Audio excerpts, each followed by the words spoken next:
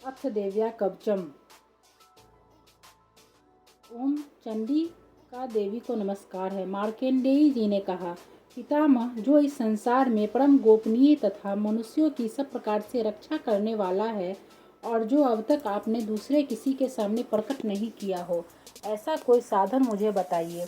ब्रह्मा जी बोले, ब्राह्मण, ऐसा साधन तो एक देवी का कवच ही है, जो गोपनीय से भी परम गोपनीय, पवित्र तथा संपूर्ण प्राणियों का उपकार करने वाला है। महामुने, उसे श्रवण करो। देवी की 9 मूर्तियां हैं, जिन्हें नव दुर्गा कहते हैं। उनके पृथक पृथक नाम बतलाए जाते हैं। प्रथम नाम शैलपुत्री, दूसरी मूर्ति का नाम ब्रह्मचारिणी, तीसरा स्वरूप चंद्रघंटा के नाम से प्रसिद्ध है, चौथी मूर्ति को कुष्मांडा कहते हैं, पांचवी दुर्गा का नाम स्कंद माता है, देवी के छठे रूप को कात्यायनी कहते हैं, सातवां कालरात्रि और आठवां महागौरी के नाम से प्रसिद्ध है, नवी दुर्गा का नाम सिद्धिदात्री है। ये सब नाम सर्वज्ञ महामाया वेद भगवान के द्वारा ही प्रतिपादित हुए हैं। जो मनुष्य अग्नि में जल रहा हो, रणभूमि में शत्रुओं से घिर गया हो, विषम संकट में फंस गया हो तथा इस प्रकार भय से आतुर होकर जो भगवती दुर्गा की शरण में प्राप्त हुए हों, उनका कभी कोई अमंगल नहीं होता। युद्ध के समय संकट में पड़ने पर भी उनके ऊपर कोई विपत्ति नहीं दिखाई देती। उन्हें शोक, दुख और भय की प्राप्ति नहीं होती। जिन्होंने भक्तिपूर्वक देवी का स्मरण किया है, उनका निश्चय ही अभ्युदय होता है।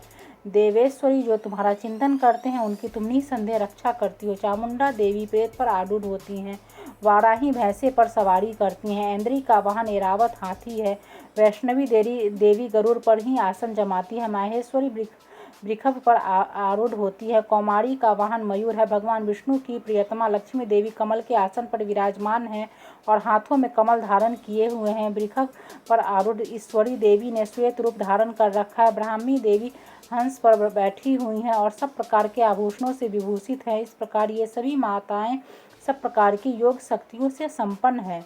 इनके सिवा और भी बहुत सी देवियां हैं, जो अनेक प्रकार के आभूषणों के शोभा से युक्त तथा नाना प्रकार के रत्नों से सुशोभित हैं। ये संपूर्ण देवियां क्रोध से भरी हुई हैं और भक्तों की रक्षा के लिए रथ पर बैठी दिखाई देती हैं। ये शंख, चक्र, गदा, शक्ति, हल और मूसल, खेटक और तोमर, परशु तथा पाश, कुंत और त्रिशूल एवं उत्तम सांग, धनुष आदि अस्त्र शस्त्र अपने हाथ में धारण करती हैं। दैत्यों के शरीर का नाश करना, भक्तों का अभय दान देना और देवताओं का कल्याण करना, यही उनके शस्त्र धारण का उद्देश्य है। महान रौद्रूप, अत्यंत घोर पराक्रम, महान बल और महान उत्साह वाली देवी, तुम महान भय का नाश करने वाली हो, तुम्हें नमस्कार है। तुम्हारी ओर देखना भी कठिन है। शत्रुओं का भय बढ़ाने वाली जगदम्बिके, मेरी रक्षा करो। पूर्व दिशा में ऐन्द्री, मेरी रक्षा करो। अग्नि कोण में अग्नि शक्ति है। दक्षिण दिशा में वाराही, नैऋत्य कोण में खड्गधारिणी, मेरी रक्षा करो। पश्चिम दिशा में वारुणी और वायव्य कोण में मृग पर सवारी करने वाली देवी मेरी, उत्तर दिशा में कौमारी और ईशान कोण में शूलधारिणी देवी रक्षा करे। ब्राह्मणी, तुम ऊपर की ओर से मेरी रक्षा करो। वैष्णवी देवी नीचे की ओर से मेरी रक्षा करे। इसी प्रकार सबको अपना वाहन बनाने वाली चामुंडा देवी दसों दिशाओं में मेरी रक्षा करे। जया आगे से और विजया पीछे की ओर से मेरी रक्षा करे। वाम भाग में अजिता और दक्षिण भाग में अपराजिता रक्षा करे। उद्योतनी शिखा की रक्षा करे। उमा मेरे मस्तक पर विराजमान होकर रक्षा करे। ललाट में मालाधारी रक्षा करे। और यशस्विनी देवी मेरी भौं का संरक्षण करे। भौं के मध्य भाग में त्रिनेत्रा और नथुनों की यमघंटा देवी रक्षा करे। दोनों नेत्रों के मध्य भाग में शंखनी और कानों में द्वारवासिनी रक्षा करे। कालिका देवी कपोलों की तथा भगवती सांकरी कानों के मूल भाग की रक्षा करे। नासिका में सुगंधा और ऊपर के ओठ में चर्चिका देवी रक्षा करे। नीचे के ओठ में अमृत कला तथा जिह्वा में सरस्वती देवी रक्षा करे। कौमारी दांतों की और चंडिका कंठ प्रदेश की रक्षा करे। चित्रघंटा गले की, घंटी की और महामाया तालु में रहकर रक्षा करे। कामाक्षी ढोडी की और सर्वमंगला मेरी वाणी की रक्षा करे। भद्रकाली ग्रीवा में और धनुर्धरी पृष्ठ वंश में रहकर रक्षा करे। कंठ के बाहरी भाग में नीलग्रीवा और कंठ की नली में नलकुबड़ी रक्षा करे। दोनों कंधों में खड्गनी और मेरी दोनों भुजाओं की वज्रधारिणी रक्षा करे। दोनों हाथों में दंडनी और अंगुलियों में अंबिका रक्षा करे। शूलेश्वरी नखों की रक्षा करे। कुलेश्वरी कुक्षी में रहकर रक्षा करे। महादेवी दोनों स्तनों की और शोक विनाशिनी देवी मन की रक्षा करे।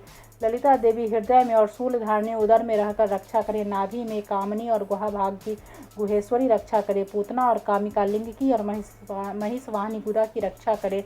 भगवती कटी भाग में और विंध्यवासिनी घुटनों की रक्षा करे। संपूर्ण कामनाओं को देने वाली महाबला देवी दोनों पिंडलियों की रक्षा करे। नारसिंगी दोनों ठुड्डियों की और तेजसी देवी दोनों चरणों की पृष्ठभाग की रक्षा करे। श्री देवी पैरों के उंगलियों में और तलवासिनी पैरों के तलुओं में रहकर रक्षा करे। अपनी दाढ़ों के कारण भयंकर दिखाई देने वाली दंष्ट्रा कराली नखों की और उधर केशनी देवी केशों की रक्षा करे।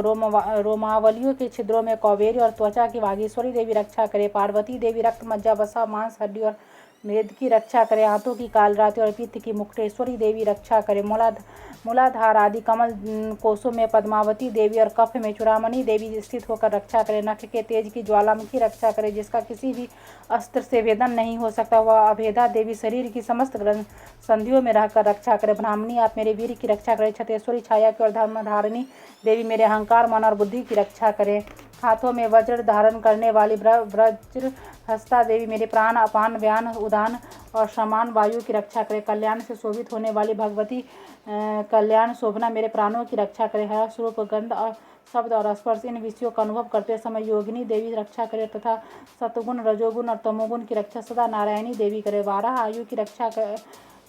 आयु की रक्षा करे। वैष्णवी धर्म की रक्षा करे तथा चक्रणी देवी यश कीर्ति लक्ष्मी धन तथा विद्या की रक्षा करे। इंद्राणी आप मेरे गोत्र की रक्षा करे। चंडिके तुम मेरे पशुओं की रक्षा करे। महालक्ष्मी पुत्रों की रक्षा करे। भैरवी पत्नी की रक्षा करे। मेरे पथ की सुपथा तथा मार्ग की क्षेमकरी रक्षा करे। राजा के दरबार में महालक्ष्मी रक्षा करे तथा सब और व्यापक रहने वाली विद्या देवी संपूर्ण भयों से मेरी रक्षा करे। देवी जो स्थान कवच में नहीं कहा गया होता है रक्षा से रहित है, वह सब तुम्हारे द्वारा सुरक्षित हो, क्योंकि तुम विजयशालिनी और पाप नाशनी हो। यदि अपने शरीर का भला चाहे तो मनुष्य बिना कवच के कहीं एक पग भी न जाए, कवच का पाठ करके ही यात्रा करे। कवच के द्वारा सब ओर से सुरक्षित मनुष्य जहाँ जहाँ भी जाता है वहाँ वहाँ उसे धन लाभ होता है तथा संपूर्ण कामनाओं की सिद्धि करने वाली विजय की प्राप्ति होती है। वह जिस अभिष्ट वस्तु का चिंतन करता है उसको निश्चय ही प्राप्त कर लेता है। वह पुरुष इस पृथ्वी पर तुलना रहित महान ऐश्वर्य का भागी होता है। कवच से सुरक्षित मनुष्य निर्भय हो जाता है। युद्ध में उसकी पराजय नहीं होती तथा वह तीनों लोकों में पूजनीय होता है। देवी का यह कवच देवताओं के लिए भी दुर्लभ है। जो प्रतिदिन नियम पूर्वक तीनों संध्याओं के समय श्रद्धा के साथ इसका पाठ करता है उसे देवी कला प्राप्त होती है तथा वह तीनों लोकों में कहीं भी पराजित नहीं होता। इतना ही नहीं, वह अपमृत्यु से रहित हो 100 से अधिक वर्षों तक जीवित रहता है। मकड़ी, चेचक और कोढ़ आदि उसकी संपूर्ण व्याधियां नष्ट हो जाती है। कनेर, भांग, अफीम, धतूरे आदि का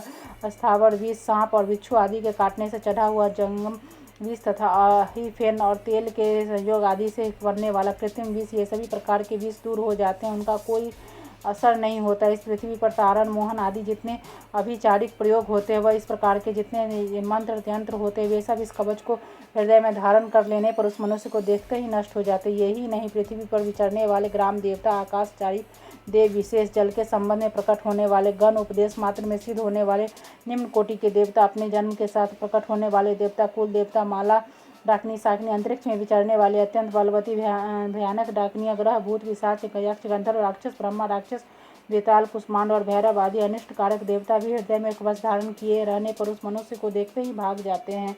कवचधारी पुरुष को राजा से सम्मान वृद्धि प्राप्त होती है। यह कवच मनुष्य के तेज की वृद्धि करने वाला और उत्तम है। कवच का पाठ करने वाला पुरुष अपनी कीर्ति से विभूषित भूतल पर अपने सुयश के साथ साथ वृद्धि को प्राप्त होता है। जो पहले कवच का पाठ करके उसके बाद सप्तशती चंडी का पाठ करता है, उसकी जब तक वन पर्वत और काननों सहित यह पृथ्वी टिकी रहती है, तब तक यहाँ पुत्र पौत्र आदि संतान परंपरा बनी रहती है। फिर देह का अंत होने पर वह पुरुष भगवती महामाया के प्रसाद से उस नित्य परम पद को प्राप्त होता है, जो देवताओं के लिए भी दुर्लभ है। वह सुंदर दिव्य रूप धारण करता है और कल्याण में शिव के साथ आनंद का भागी होता है।